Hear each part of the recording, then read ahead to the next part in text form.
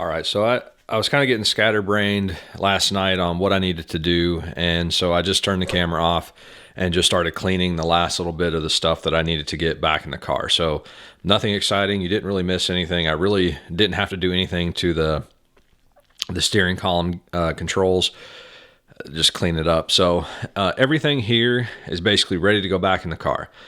A-pillar trim. I've got kick panels, knee panels, and stuff everywhere that just really needs to go back in the car. I did go ahead and sand off the JB Weld on the trim, and it's really smooth and nice, but I'm still waiting on the products that I need to paint that, so that can really go in after everything else anyway. So that's just going to sit here, but I've got new vent covers for the dash. I've got my center speaker grill to install.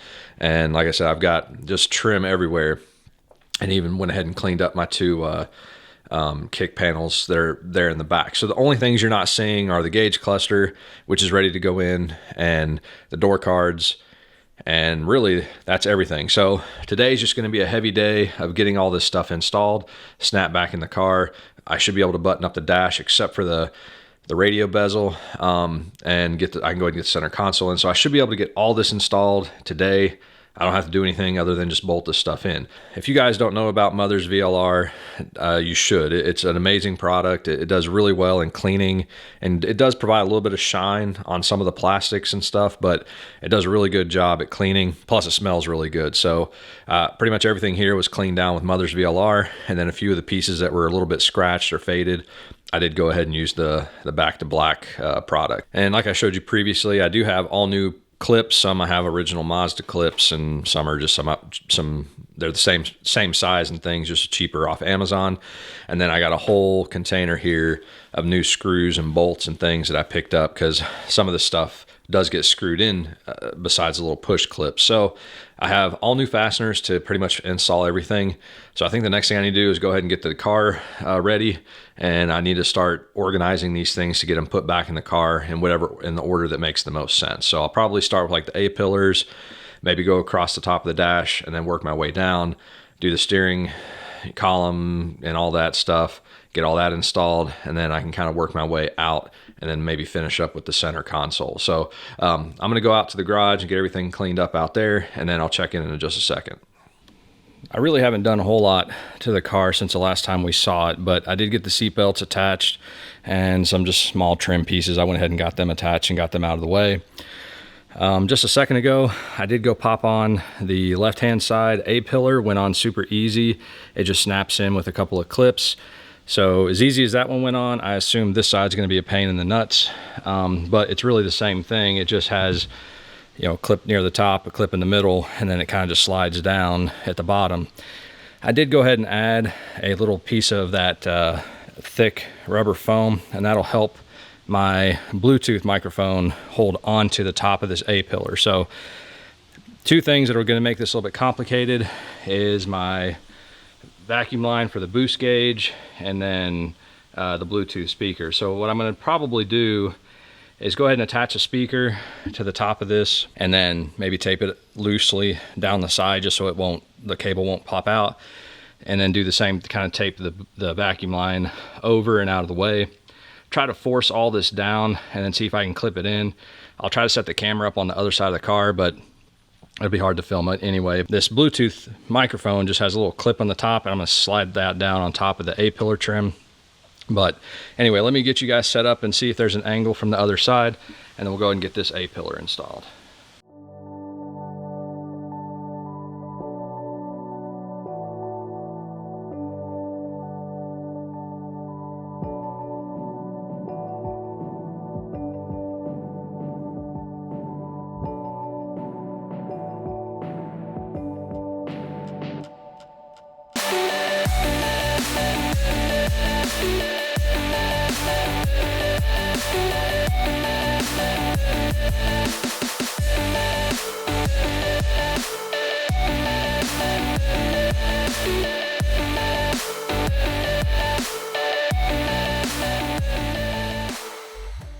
If I didn't have to deal with my boost gauge vacuum line and that extra wire for the microphone, it would have probably snapped in pretty easy. But It did make for a little bit of a tight fit, but I think we got all the clips secured, and because this does have some thickness, it did make this last clip a little bit tight getting in, but I'm hoping things will kind of relax over time and I can make sure that that clip stays in. So the next thing I could do is probably go ahead and put in the dash vents and the center speaker grill, because I really don't think I have anything else to do up there.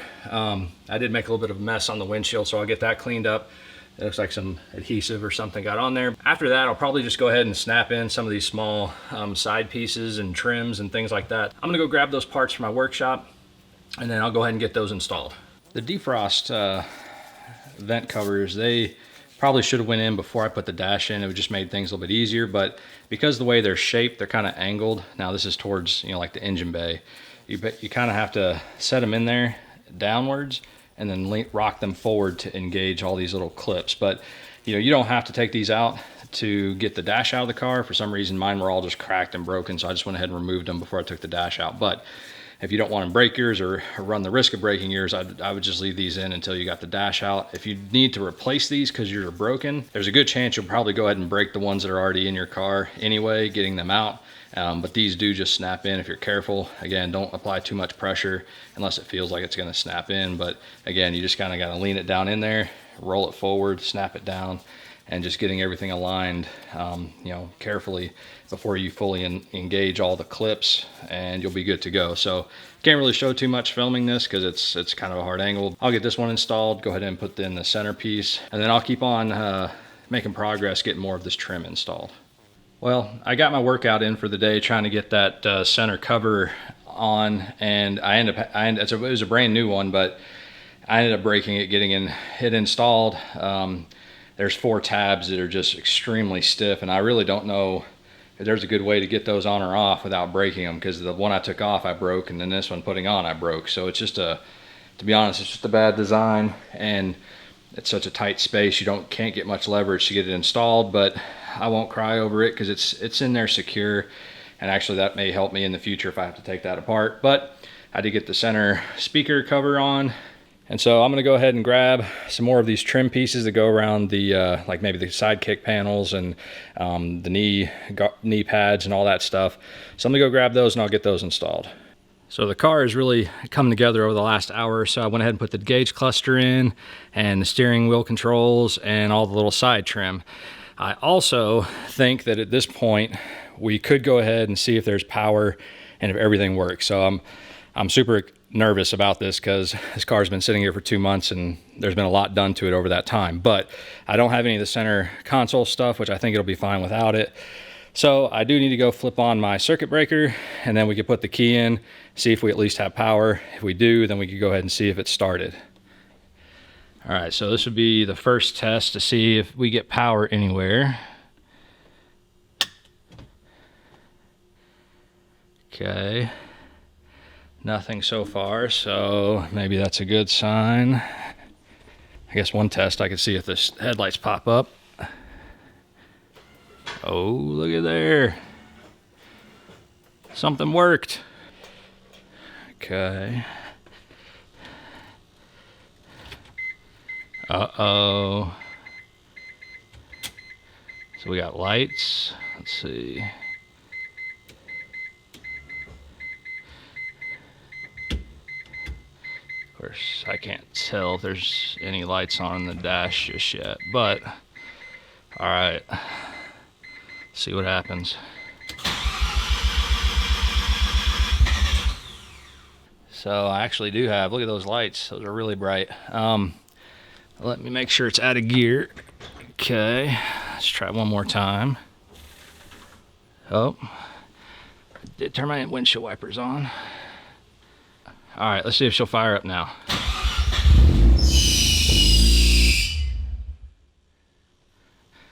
Okay, that sounded like a belt squeal. What was that?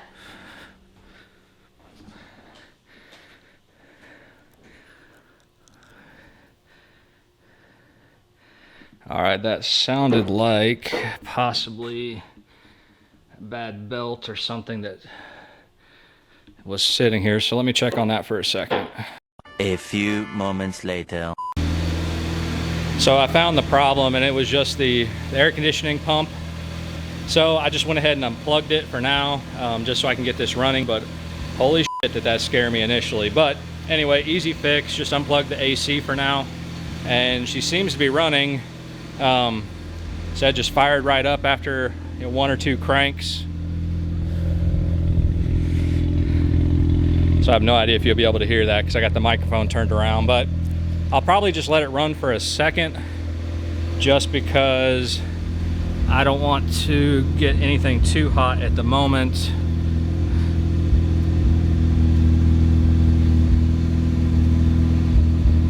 I'm having a hard time looking at the gauges, but I'm not sure if they're actually coming on or not.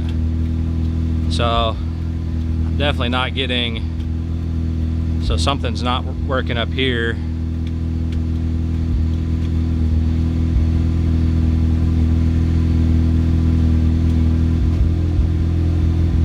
So I think I've got a few issues to work out. At least hopefully my brake light looks like it's working properly. Let me check that out real quick.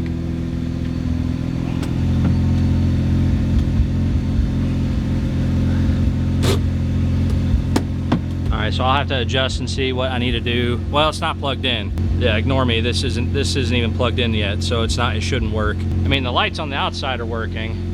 So I just think I've got to get this gauge cluster back off and see what's happened. But I've got lights everywhere staying on, so I suspect that maybe those LEDs are gonna be an issue, which is unfortunate because I was really hoping that would be a great upgrade for the car. So it doesn't look like all the LEDs are working. I don't know what the issue is there. I'll have to take this back apart, I guess, and see if all the connectors are connected properly. It could just be that those LEDs just aren't going to work. Maybe they don't draw enough power, which is like that side works. So I don't know, but I'll have to take this apart probably one more time and deal with that. So of course I've got to get the center console in and the seats in, get the center bezel in, but I'm gonna have to wait for the paint to arrive to do that.